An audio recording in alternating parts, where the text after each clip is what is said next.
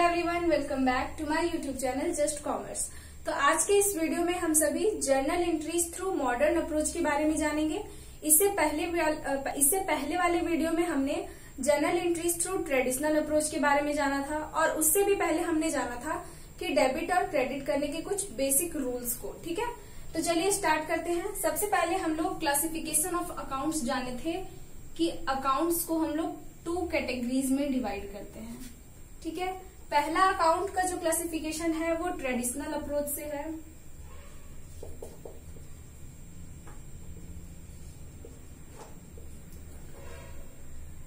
इसके बारे में हमने पढ़ लिया है और अब हम पढ़ेंगे जो दूसरा मॉडर्न अप्रोच। क्लियर? तो यहाँ पे ट्रेडिशनल अप्रोच में हम सभी ने पर्सनल एंड इम्पर्सनल, जो कि रियल एंड नॉमिनल है, तो ट्रेडिशनल अप्रोच में हम सभी ने पर्सनल, रियल एंड नॉमिनल के बारे में पढ़ा था। और आज जो हम मॉडर्न अप्रोच पढ़ने वाले हैं, तो हम लोग जिस प्रकार ट्रेडिशनल अप्रोच में 3 बेसिक अकाउंट्स का रूल जिसे गोल्डन रूल्स बोलते हैं, उसे हमने पढ़ा था। In the same way modern approach में भी कुछ बेसिक रूल्स पढ़ेंगे। ठीक है, तो सबसे पहली बात, रटने का जरूरत नहीं है, इसे समझना बहुत ही आसान है। जैसा हम ट्रेडिशनल अप्रोच से भी इजी है मॉडर्न अप्रोच। ओके, तो चलिए हम लोग समझते हैं। सबसे पहली बात कि कोई भी बिजनेस जब स्टार्ट होगा तो उसमें कैपिटल तो होगा ही। बिना कैपिटल का तो कोई बिजनेस स्टार्ट हो नहीं सकता हमारा। तो मॉडर्न अप्रोच में हम कैपिटल के बारे में पढ़ेंगे। ठीक है, बेसिक अकाउंटिंग टर्म्स में मैंने आपको बताया था कि कैपिटल क्या है। तो कैपिटल हमारे बिजनेस का इंटरनल लायबिलिटीज होता है। तो अब हम हमारे बिजनेस का लायबिलिटीज के बारे में भी पढ़ेंगे।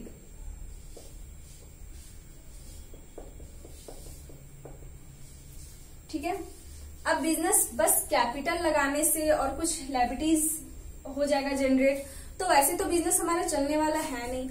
अगर बिजनेस स्टार्ट करना है तो उसमें कुछ एसेट्स लगाने होंगे। जैसे कि अगर हम कोई शॉप अपना बिजनेस स्टार्ट किए हैं, कोई हमारा शॉप है, तो इस शॉप में हमें गुड्स की जरूरत तो पड़ेगी ही। और गुड्स की जरूरत पड़ने के साथ साथ ऐसा कुछ मतलब फिक्स्ड एसेट्स भी हो सकता है। जैसे कि बिजनेस अगर स्टार्ट करना है तो ऐसा तो नहीं कि कहीं भी स्टार्ट हो जाएगा, इसके लिए हमें बिल्डिंग की जरूरत तो पड़ेगी ही। तो ये बिल्डिंग जो हम अपने बिजनेस के लिए खरीदेंगे, ये हमारा एसेट्स होगा। तो इसमें अब हम एसेट्स के बारे में भी जानेंगे। क्लियर? तो जो बिल्डिंग हमने परचेज किया वो हमारा एसेट्स है।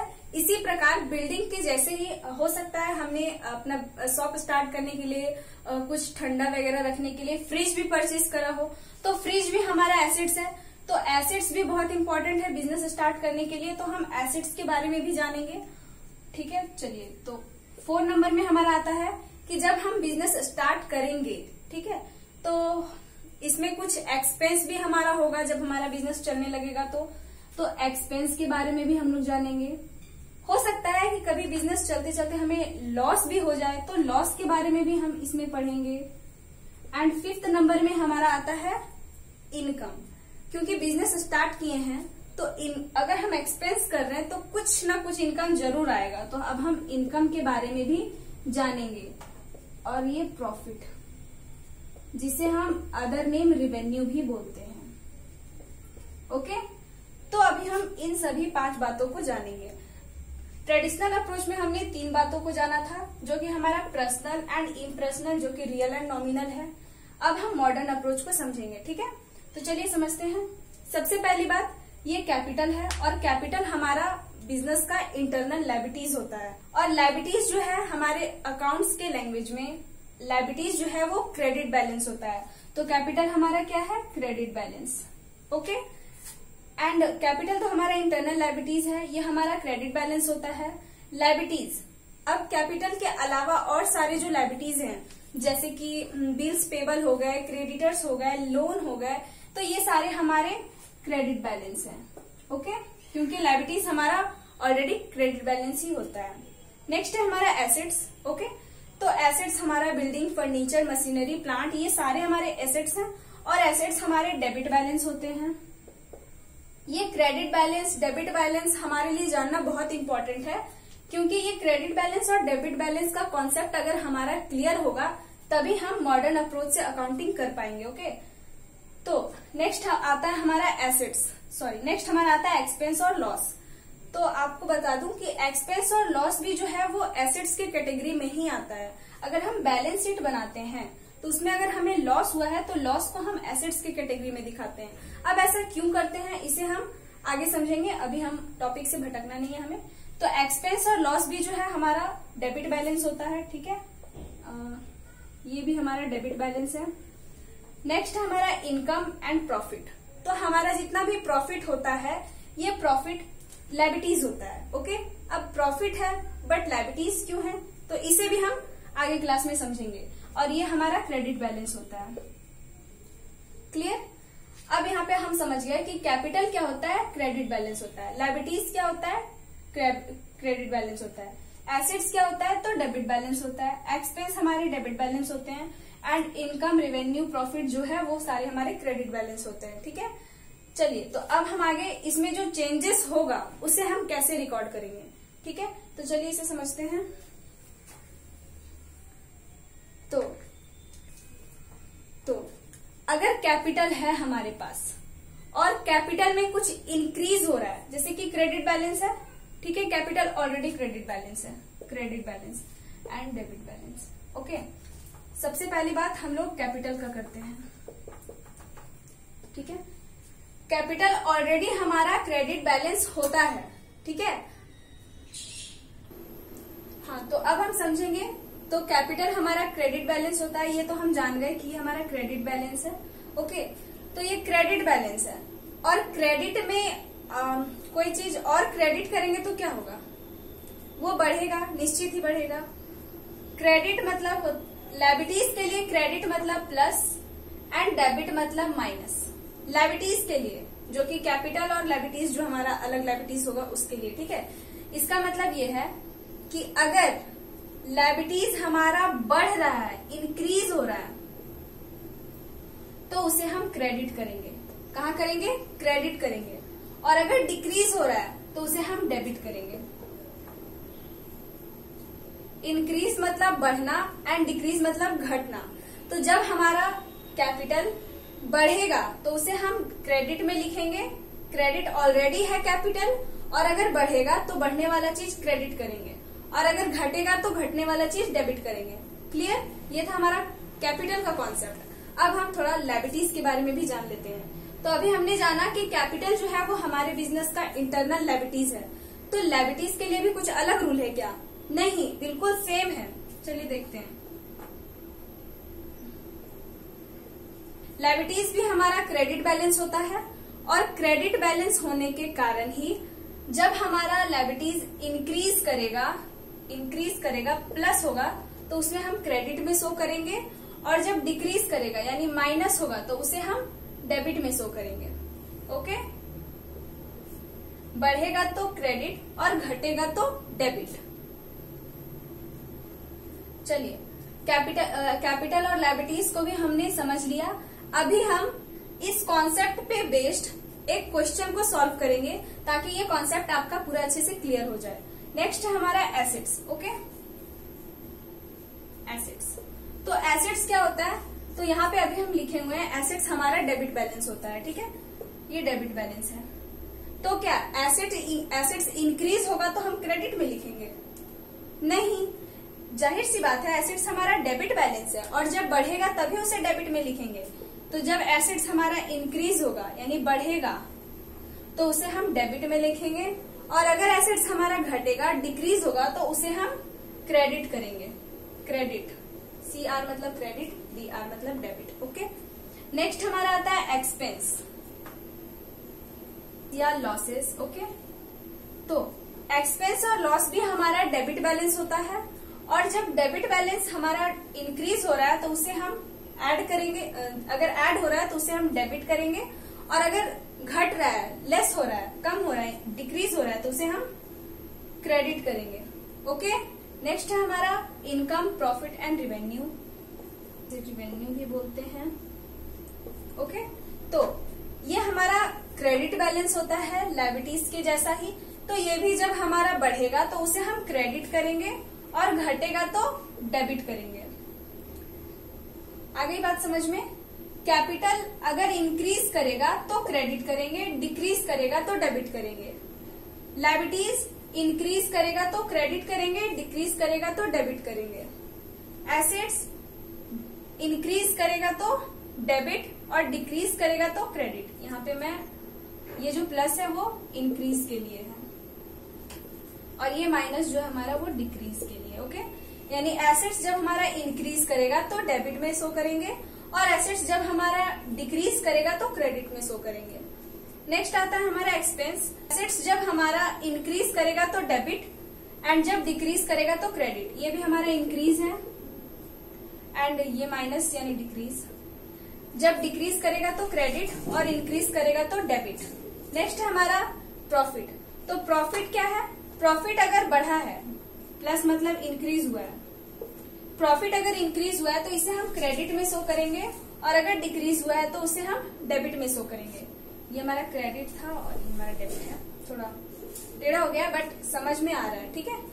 तो चलिए अब हम इसी से रिलेटेड एक क्वेश्चन को सॉल्व करते हैं। ये वही क्वेश्चन है जिसे मैंने ट्रेडिशनल अप्रोच मेथड से ट्रेडिशनल अप्रोच का यूज करके सॉल्व किया था। उसी क्वेश्चन को हम यहाँ पे मॉडर्न अप्रोच से सॉल्व करेंगे। ओके, तो चलिए हम अब सॉल्व करते हैं क्वेश्चन को।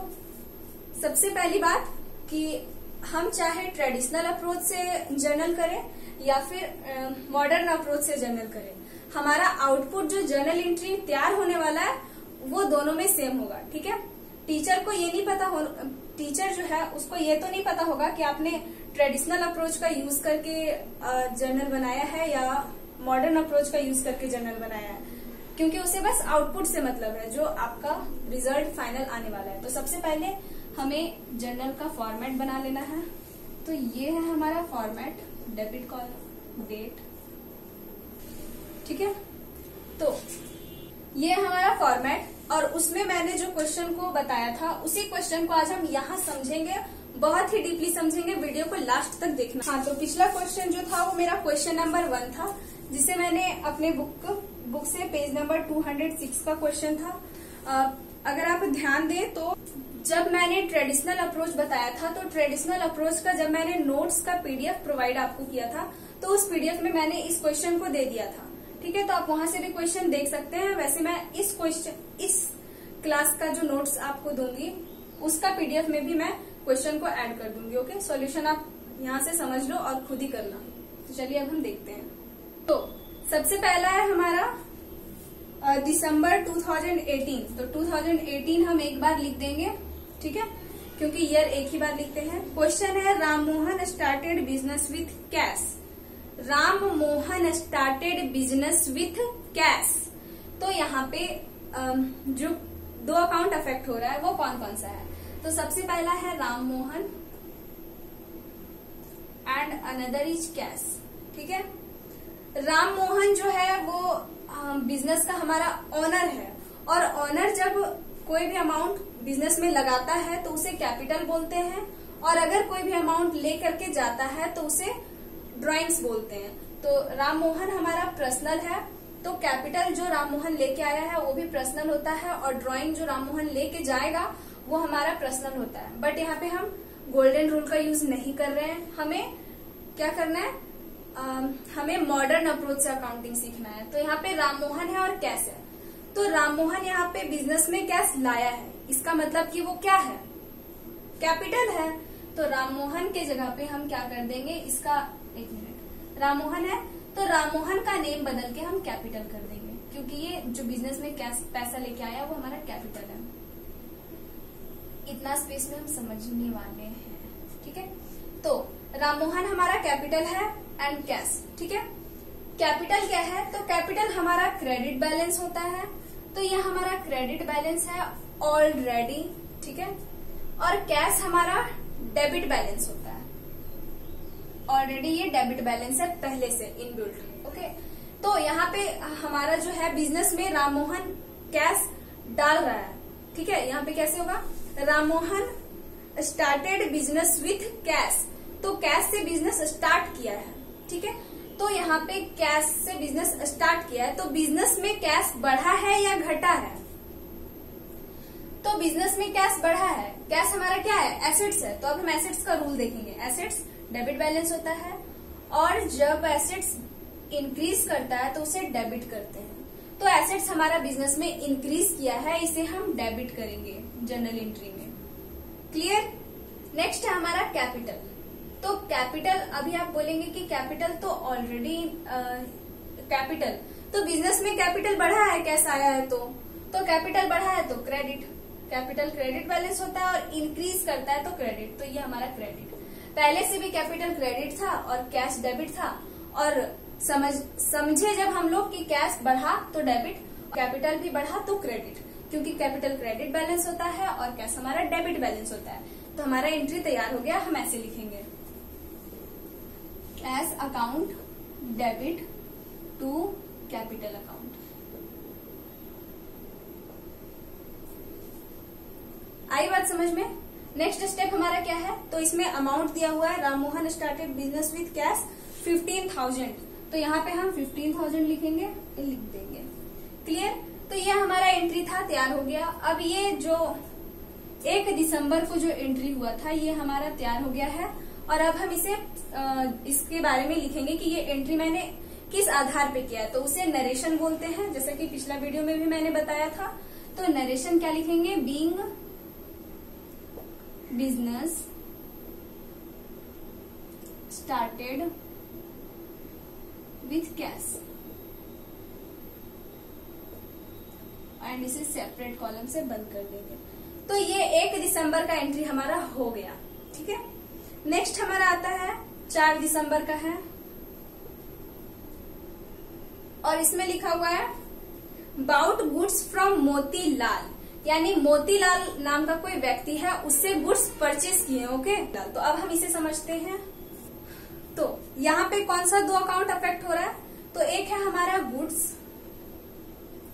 एंड दूसरा है हमारा मोतीलाल। ठीक है। यहाँ पे लिखा है बाउट गुड्स फ्रॉम मोतीलाल, यानी मोतीलाल से गुड्स परचेज किए हैं।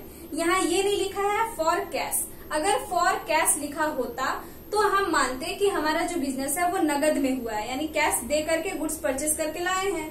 बट इसमें तो नेम लिखा हुआ है मोतीलाल, और इसमें बताया हुआ नहीं है कि कैश में हुआ है या नहीं। तो नेम जब लिखा रहे तब हमें समझ जाना है कि ये क्रेडिट में परचेस हुआ है। क्रेडिट में परचेस मतलब उधार में परचेस हुआ है। ओके।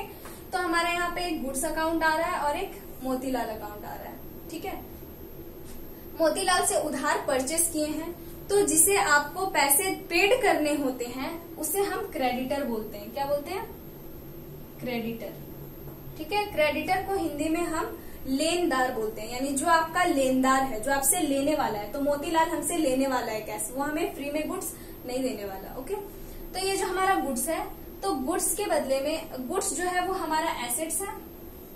ठीक है। और मोतीलाल क्रेडिटर है, और क्रेडिटर है यानी हमारा दायित्व है, इट इज लायबिलिटीज। क्या है, लायबिलिटीज है क्रेडिटर हमारा। ठीक है। तो लायबिलिटीज जो है वो हमारा क्या होता है, क्रेडिटर जो है वो हमारा लायबिलिटीज है, और लायबिलिटीज हमेशा क्रेडिट बैलेंस होता है। क्या होता है, क्रेडिट बैलेंस। और गुड्स जो है वो हमारा क्या होता है, डेबिट बैलेंस होता है, यानी एसेट्स हमारा डेबिट बैलेंस होता है। ऐसे भी एंट्री बन गया गुड्स डेबिट में और मोतीलाल क्रेडिट में। बट थोड़ा सा इसे समझ लेते हैं हम लोग। गुड्स अगर हम परचेज करके ला रहे हैं तो हमारे बिजनेस में गुड्स बढ़ रहा है। ठीक है। गुड्स एसेट्स है और एसेट्स जो है वो बढ़ रहा है हमारे बिजनेस में। तो जब इंक्रीज करता है तो डेबिट, तो ये ऐसे भी डेबिट था, और अगर हम कॉन्सेप्ट से समझे तब भी ये डेबिट। नेक्स्ट है हमारा मोतीलाल जो कि है क्रेडिटर। ठीक है। तो मोतीलाल जो हमारा क्रेडिटर है, तो उधार माल परचेस करके लाए हैं। तो उधार माल परचेस करके लाए हैं तो क्रेडिटर हमारा बढ़ रहा है या घट रहा है, बढ़ रहा है। ऐसे समझो कि मैंने आपसे उधार में पेन परचेस किया, तो मेरा उधारी तो बढ़ा ना, मेरा लेनदार तो बढ़ा, आप लेने वाले हैं हमसे तो मेरा बढ़ा। पहले अगर मेरा 1 रुपया कर्जा था तो हम 5 रुपया और पेन परचेस करके लाए, तो मेरा कर्जा कितना हो गया, 6 रुपया हो गया, तो बढ़ गया। और मोतीलाल क्रेडिटर है और क्रेडिटर लायबिलिटीज है, लायबिलिटीज क्रेडिट बैलेंस होता है। तो क्रेडिट बैलेंस होने के कारण क्रेडिटर हमारा बढ़ रहा है तो ये हम क्रेडिट में शो करेंगे। ऐसे भी क्रेडिट था और अभी भी क्रेडिट ही है। ओके, इसका एंट्री भी हमारा तैयार हो गया। गुड्स डेबिट में होगा, मोतीलाल क्रेडिट में होगा। तो पिछले क्लास में भी मैंने बताया था कि गुड्स के लिए गुड्स नहीं लिखा जाता, कहीं भी गुड्स अकाउंट नहीं लिखा जाता है। गुड्स के लिए हम उसका इवेंट लिखते हैं कि परचेज हो रहा है, सेल हो रहा है, परचेज रिटर्न हो रहा है या सेल्स रिटर्न हो रहा है। जहां भी गुड्स लिखा रहे हमें उसे पता करना पड़ता है कि कौन सा इवेंट है। तो यहाँ पे बाउट गुड्स लिखा हुआ है, यानी कि गुड्स परचेज हो रहा है, तो हम यहाँ गुड्स अकाउंट का नेम चेंज करके हम इसे परचेज लिखेंगे। क्या लिखेंगे? परचेज। ठीक है, तो अब हमारा एंट्री पूरा अच्छे से तैयार हो चुका है। Purchase account debit to Motilal account. Okay, तो इसका भी एंट्री हमारा तैयार हो गया। अब हम इसका एंट्री करते हैं। परचेज अकाउंट हमारा डेबिट होगा टू, किससे परचेज किए? मोतीलाल से, तो मोतीलाल अकाउंट। ओके, नरेशन लिख देंगे being goods purchased on credit. Okay, तो लिख देते हैं being goods purchased. Okay, goods purchase हुआ। ऑन क्रेडिट आप लिख सकते हैं, अभी थोड़ा स्पेस कम है इसलिए मैंने नहीं लिखा है। और इसका अमाउंट दिया हुआ है आपका 5000 रुपीज। हमारा बुक में जो क्वेश्चन है उसी में अमाउंट दिया हुआ है, तो इसे हम यहाँ पे 5000 लिख देंगे।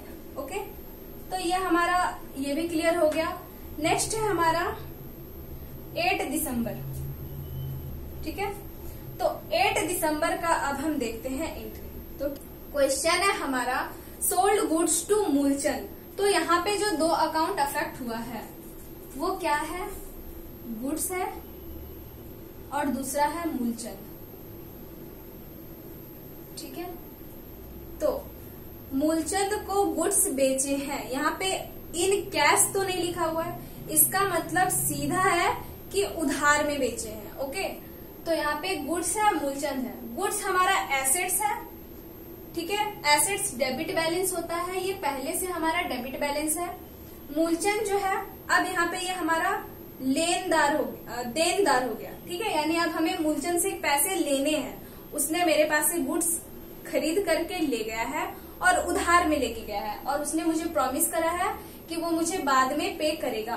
तो मूलचंद यहाँ पे हमारा डेटर हो जाएगा।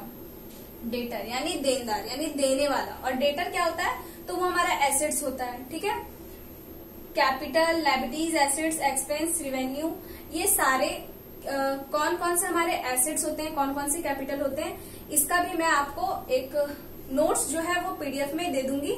आप वहां से देख सकते हैं कि कौन कौन सी चीज हमारे कैपिटल है, कौन से एसेट्स है, वहां से आप पता कर सकते हैं। ओके, अभी मैं यहाँ बता रही हूँ। तो मूलचंद जो है वो हमारा अभी डेटर हो गया है, और डेटर हमारा एसेट्स होता है, और एसेट्स हमारा पहले से डेबिट बैलेंस होता है। अब देखिए, इस क्वेश्चन में डेबिट क्रेडिट अलग अलग पहले से था, इस क्वेश्चन में भी डेबिट क्रेडिट अलग अलग पहले से था, लेकिन यहाँ पे गुड्स भी हमारा डेबिट बैलेंस है और मूलचंद भी हमारा डेबिट बैलेंस है, क्योंकि ये हमारा अब डेटर है। ठीक है, तो अब इसे हमें समझना है। गुड्स जो है वो हमारे बिजनेस से जा रहा है क्योंकि हमने गुड्स को सेल किया है, और गुड्स एसेट्स है।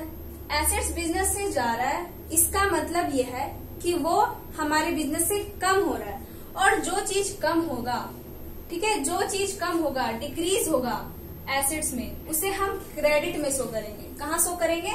क्रेडिट में। जैसे कि मैंने यहाँ लिख रखा है, तो अब गुड्स हमारा कहाँ दिखाएंगे हम? क्रेडिट में।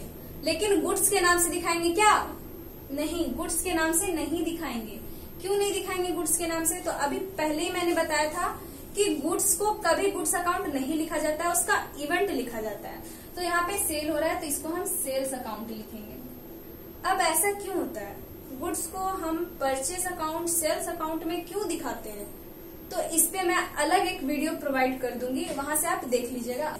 तो यहाँ पे हमारा सेल्स अकाउंट क्रेडिट में हो जाएगा, और मूलचंद हमारा डेटर है।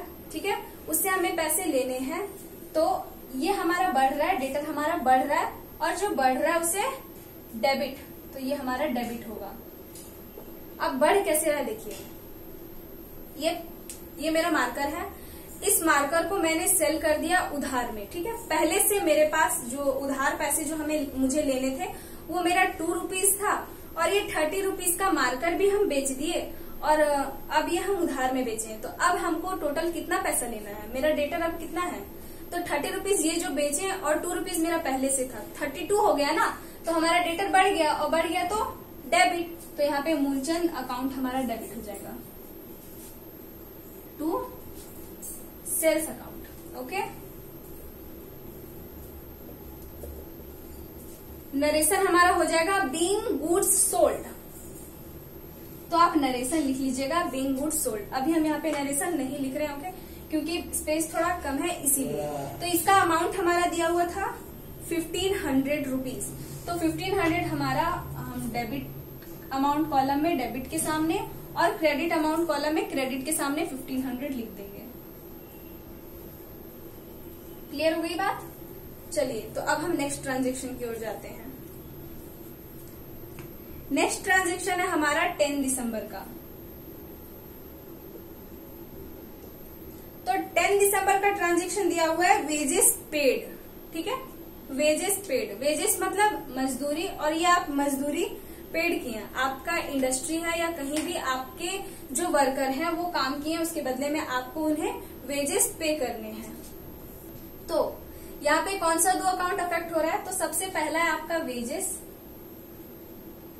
और वेजेस पे कर रहे हैं, कुछ लिखा हुआ नहीं है, बस लिखा हुआ है वेजेस पेड। इसका मतलब कि आप कैश में ही पे कर रहे हैं। तो यहाँ वेजेस हो गया और ये हमारा कैश। ठीक है, ये 2 अकाउंट हमारा इसमें अफेक्ट हो रहा है। यहाँ पे वेजेस है और कैश।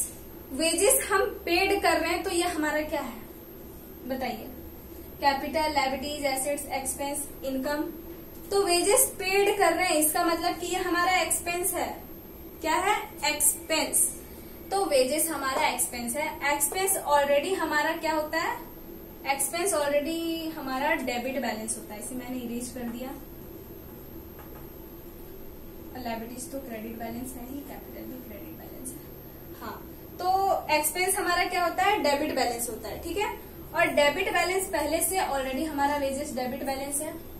कैश हमारा क्या है, तो कैश एसेट्स है, एसेट्स भी डेबिट बैलेंस होता है, इसे भी हम डेबिट कर दिए। ठीक है, अब चलिए देखते हैं एक्सपेंस। एक्सपेंस हमारा डेबिट बैलेंस है, वेजेस एक्सपेंस है, और एक्सपेंस हम वेजेस पेड किए, तो हमारा एक्सपेंस और बढ़ा ना। जैसे देखिए, हम अभी जो मेरा खर्चा है हर दिन का, मान लीजिए 5 रुपया है। ठीक है, और अभी हम गए और किसी को 5 रुपया और कुछ कोई सर्विस हमको मिला था या कुछ हम खरीदे होंगे कभी, तो उसके बदले में 5 रुपया हम और पेड करके आए, तो अब मेरा खर्चा कितना हो गया, 10 रुपया हो गया ना। तो उसी तरह से यहाँ पे वेजेस जो है वो हम पे किए हैं, तो हमारा एक्सपेंस बढ़ा है या घटा है, तो एक्सपेंस बढ़ा है वेजेस। तो जब बढ़ेगा एसेट्स तो वो हम इंक्रीज हुआ है, तो उसे हम डेबिट करेंगे। क्या करेंगे, डेबिट, जैसा कि यहाँ लिखा हुआ है। तो वेजेस हमारा ऑलरेडी डेबिट बैलेंस था और इसे अब हम डेबिट में ही दिखाएंगे। अब है कैश। कैश एसेट्स है, एसेट्स डेबिट बैलेंस होता है, तो पहले से ही हमारा डेबिट बैलेंस था, लेकिन हमने क्या किया, कैश पेड कर दिया, एक्सपेंस पेड कर दिया। तो एक्सपेंस क्या चीज से पेड किया, ऐसे ही पेड हो गया क्या, नहीं, कैश दिए, कैश देना पड़ा एक्सपेंस को पेड करने के लिए, एक्सपेंस हमारा। तो कैश जो है यहाँ पे हमारा एसेट्स है, एसेट्स डेबिट बैलेंस होता है, और जब ये घटता है तो उसे हम क्रेडिट में दिखाते हैं। तो वेजेस पेड करने के लिए कैश देने पड़े, तो जब कैश देने पड़ते हैं तो कैश घट जाता है, कम हो जाता है, तो इसे अब हम क्रेडिट में शो करेंगे। तो हमारा एंट्री बन गया wages account debit to cash account. तो अब हम यहाँ पे दिखा देंगे। क्लियर? नरेशन लिख देंगे being wages paid.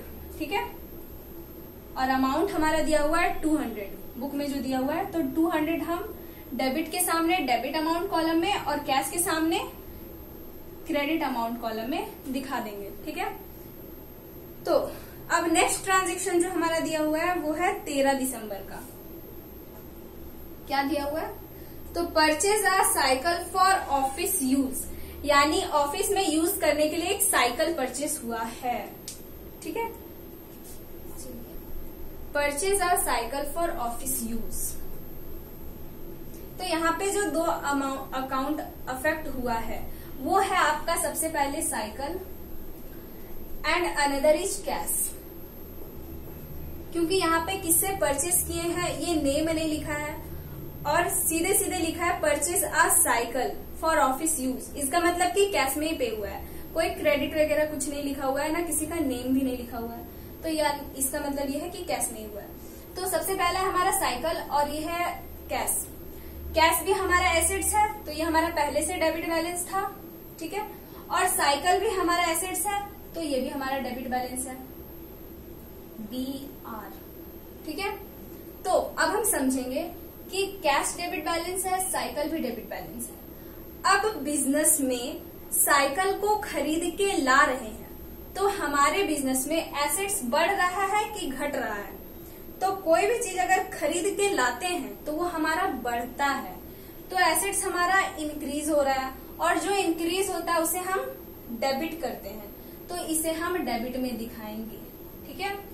Cash, cycle कोई फ्री में तो दिया नहीं, साइकिल लाने के लिए उसे कैश तो पे हमें करना ही होगा, तो कैश पे किए, इसका मतलब कि बिजनेस से कैश गया, कम हुआ, तो जो कम होता है, डिक्रीज होता है, उसे हम क्रेडिट में शो करते हैं, तो ये हमारा क्रेडिट में जाएगा।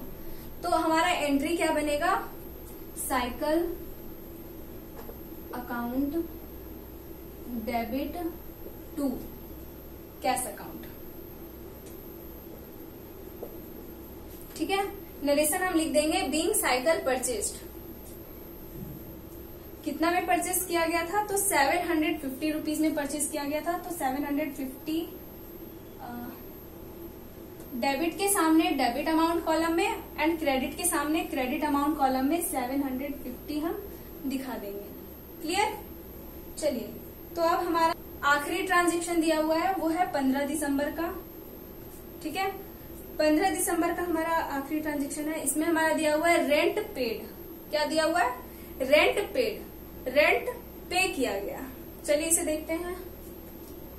रेंट पेड, तो एक अकाउंट हमारे यहाँ पे अफेक्ट हुआ है वो है रेंट, और दूसरा है कैश, क्योंकि रेंट पेड किए तो कैश में ही किए होंगे। यहाँ पे नहीं लिखा हुआ है कि क्रेडिट में किए या कैसे किए, तो इसका मतलब यह है कि कैश में ही पे किए हैं, ठीक है।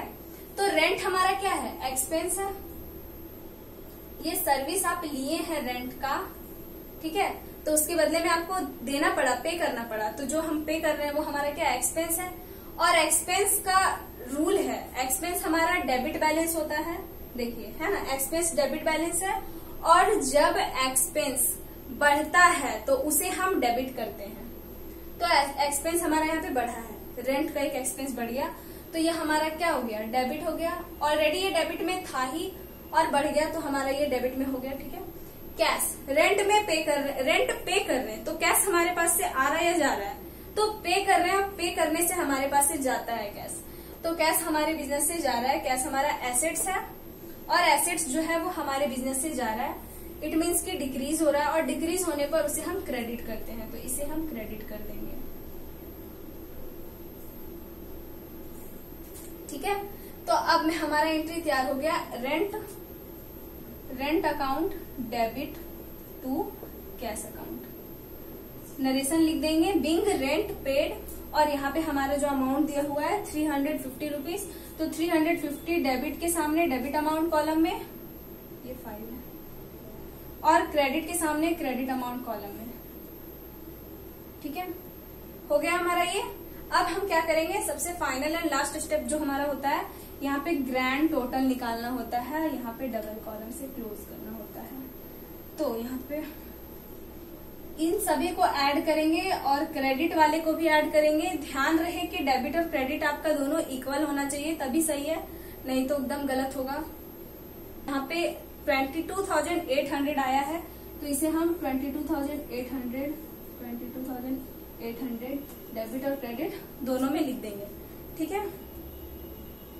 हाँ, तो ये हमारा क्लियर हो गया।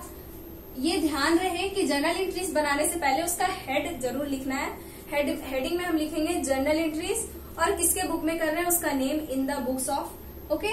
तो ये मेरा यहाँ पे स्पेस नहीं है इसलिए मैंने नहीं लिखा है, लेकिन आप जरूर नोट करें।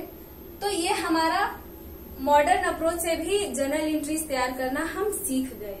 हमने ट्रेडिशनल अप्रोच से भी जान लिया कि कैसे किया जाता है जर्नल एंट्रीज, और मॉडर्न अप्रोच से भी अब हम जान गए। अब आप मॉडर्न अप्रोच और ट्रेडिशनल अप्रोच से रिलेटेड या फिर कोई भी क्वेश्चन हो उसे मॉडर्न अप्रोच से और ट्रेडिशनल अप्रोच से भी सॉल्व कर सकते हैं। कुछ नए नए वर्ड्स आएंगे जैसे कि डिस्काउंट, लॉस ऑन फायर, ये सारे आपको प्रॉब्लम कर सकते हैं। तो अगर आपको प्रॉब्लम ऐसा ये सब में प्रॉब्लम हो रहा है तो आप मुझे कमेंट सेक्शन में बताएं, मैं उस पे भी एक वीडियो बना दूंगी। ठीक है, तब तक के लिए जितना भी बेसिक था वो कवर हो गया और जो कुछ बच गया उसे मैं नेक्स्ट वीडियो में बता दूंगी। ठीक है, तो ये हमारा ट्रेडिशनल अप्रोच भी मॉडर्न अप्रोच भी क्लियर हो गया। तो अगर आपको ये वीडियो अच्छा लगा हो तो प्लीज सब्सक्राइब जरूर कर देना। इसी तरह से मैं आगे भी आपके लिए वीडियोस लाती रहूंगी और इसी तरह से हमारा कॉमर्स का पढ़ाई होता रहेगा। ठीक है, तो तब तक के लिए आप अपना ख्याल रखिए। Stay fit and stay at home. Bye bye.